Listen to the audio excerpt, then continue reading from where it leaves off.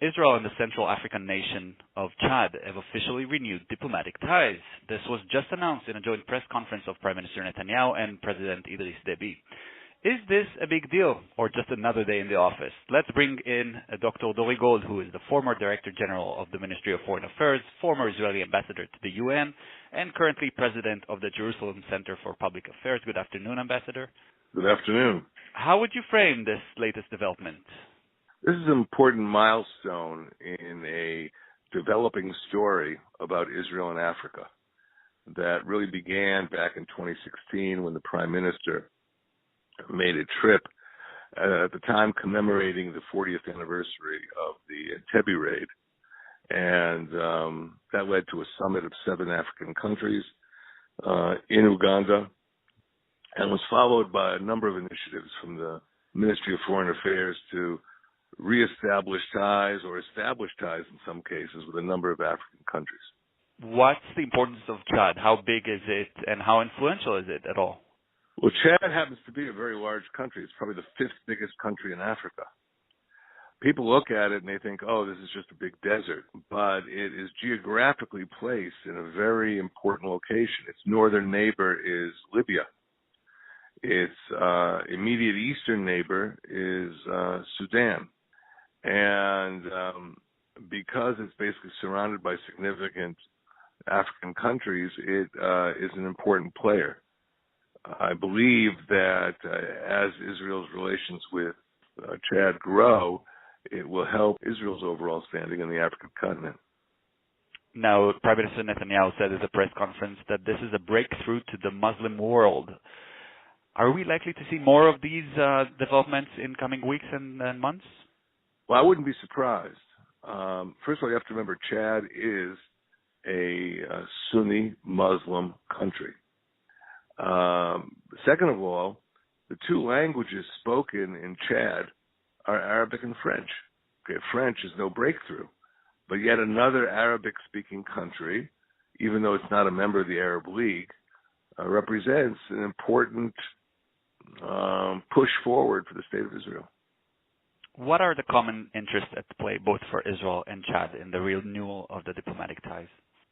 Well, both countries have to deal with jihadist movements that seek to undermine them. There's a lake next to Chad called Lake Chad, which is an area which has the main headquarters of several of the African Al-Qaeda affiliates.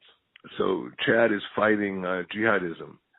Chad also, although some people try and complain about the human rights record of Chad, because Chad built up, and this is a credit to President Deby, a strong army, it has intervened in neighboring conflicts. For example, the war that's been going on in Darfur, which has been characterized by the International Criminal Court as an act of genocide. Chad has deployed its forces there in Darfur to help limit the scale of violence. To the south of Chad is the Central African Republic. And there, too, there has been a huge civil war raging that's cost many lives. Well, Chad has sent its army in there as peacekeepers. So these are very important developments. They show the influence of Chad on its neighbors. In African diplomacy, and I've experienced this firsthand, many of the sources of influence on countries in Africa, particularly in Central Africa, come from their neighbors. We reestablished diplomatic relations when I was in the foreign ministry with Guinea, whose capital is Conakry. And it turned out, I learned that the president of Guinea was a student in Paris, along with the president of Niger and the president of Mali.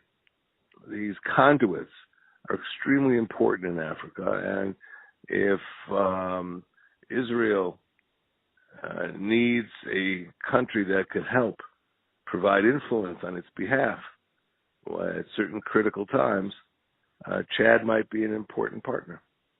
Okay, one final question with your permission. Where does the Palestinian issue come into play in the relations between Israel and Chad?